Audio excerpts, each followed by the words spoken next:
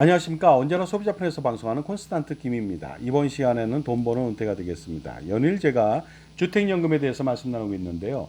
주택연금에서 내세우는 장점이라고 하는 것은요, 모두 다 가입자한테는 단점 투성이로 들립니다.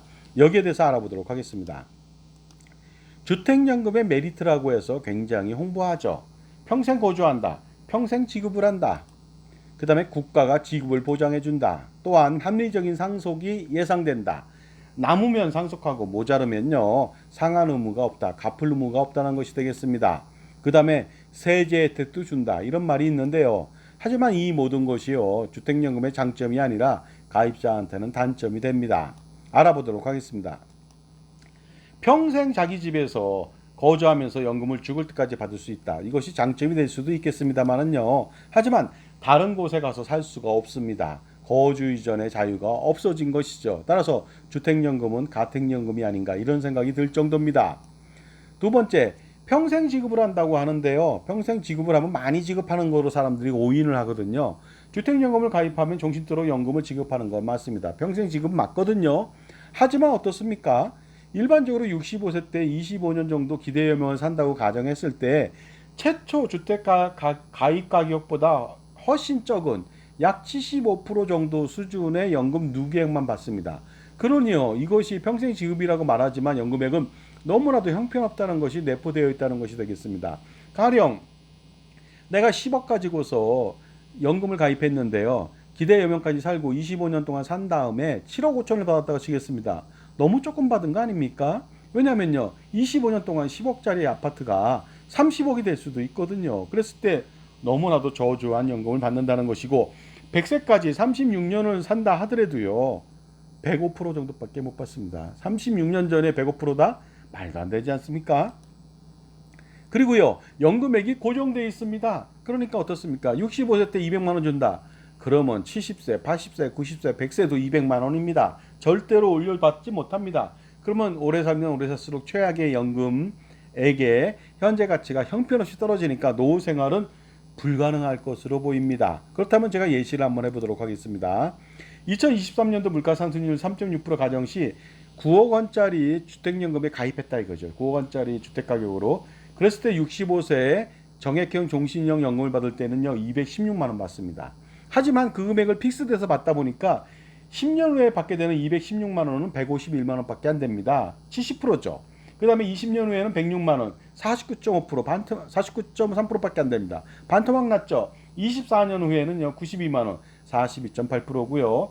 그 다음에 어떻습니까? 35년 후에 그러니까 100세 내외가 되겠죠. 그때는 62만 원 받습니다. 29%밖에 안 되는데요. 더욱 놀라운 것은 물가 상승률이 5.2%다. 이거 2022년도 물가 상승률이거든요. 65세 때 216만 원은 10년 후에 130만 원밖에 못 받습니다. 60%죠. 20년 후에는 78만 원, 36%, 3분의 1 토막 났죠. 24년 후에는 29.6%고요. 35년 후에는 36만 원밖에 받지 못하다 보니까 최초 예상했던 금액 대비 17%밖에 못 받으니까 노후 생활 불가능하다고 말씀드릴 수가 있습니다. 자, 그리고요, 국가가 지급 보장을 해준다고 하니까 굉장히 안정적이라고 볼 수 있죠. 사실은 이 말은요, 맞는 말이지만요, 국가가 지급할 정도로 리스키하지 않습니다. 왜냐면요, 공사가 확실하게 안정성을 확보했기 때문에 절대로 이런 일이 발생되지 않습니다. 물론 그럴 수도 있겠지만 그때는 국가가 지급을 보장해 준다는 말을 하는데요. 이런 말로써 가입자를 현혹하는 것이죠. 왜냐하면요, 안정적으로 준다는 거 그런 개념입니다. 자기 집값이 워낙 비싸서요. 그걸 담보로 했기 때문에 안정적이라는 것이 안정적이라고 하는 것이지 국가가 지급해서 안정적이라고 말하는 것은 그렇게 이해한다는 것은 잘못되지 않았을까 이렇게 생각합니다. 왜냐하면요, 리스크가 별로 발생되지 않습니다. 적은 연금액 준다고 그랬잖아요. 25년간 지급해도 집값의 75%고 그 다음에 36년간 살아도 집값의 겨우 104, 5%입니다. 얼마나 적습니까? 그 다음에 확정된 고정된 연금액을 지급했기 때문에 어떻습니까? 공사의 어떤 연금에 대한 지급 부담이 없어집니다. 거의 없다고 볼 수가 있겠죠. 하지만 자신들이 받아야 되는 월복리 이자는 눈덩이처럼 불어나겠죠.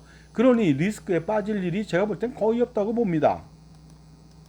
그리고 합리적인 상속을 해준다고 하니까 굉장히 기분 좋아합니다. 많은 사람들이. 왜냐하면요, 사망 후 대출 원리금이 집값을 초과하더라도 상속인이 갚을 의무는 없다. 아우, 기분 좋죠. 근데 남는다면 상속해주겠다. 굉장히 기분 좋지 않습니까? 하지만 이것도요, 현재 코피스 금리 3.52%, 5.12% 월복리로 했을 때 기대 여명을 생존하더라도요.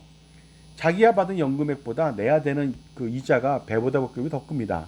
만약에 100세까지 산다면요. 내가 받은 연금액이 가령 10억이다 그러면요. 이자는 20억 이상 내야 됩니다. 그러다 보니까 어떻습니까?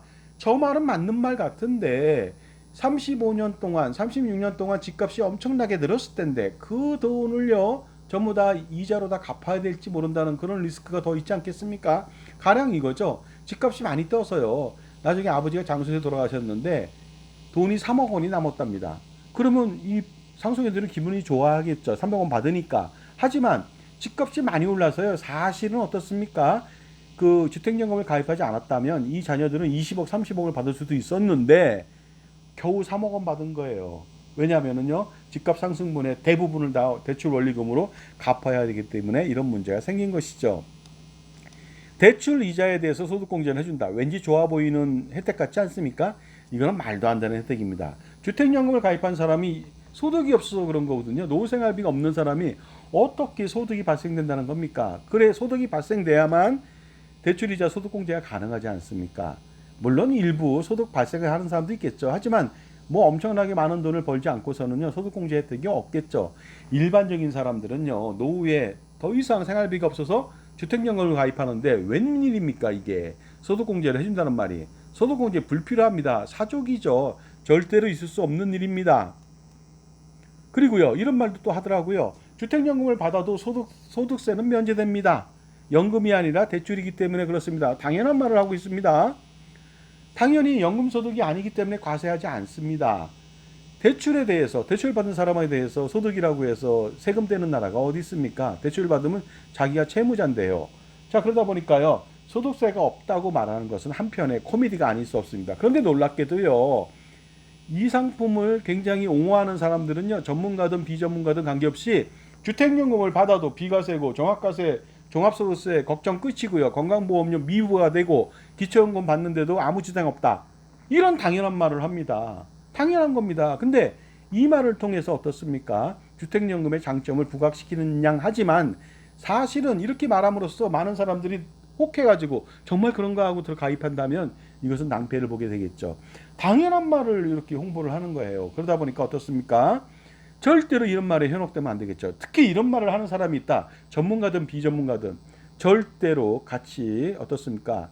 겸상을 하면 안 되고요. 손절을 할 필요가 있겠죠. 정말로 사악하다고 말씀드릴 수밖에 없네요. 제가 볼 때는.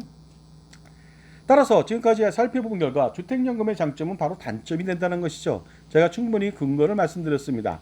지금까지 제 정보가 도움이 되신다면 무료 구독하고 좋아요 부탁드리고요. 특히 멤버십 회원가입을 통해서 보다 다양한 혜택을 받아보시기 바랍니다.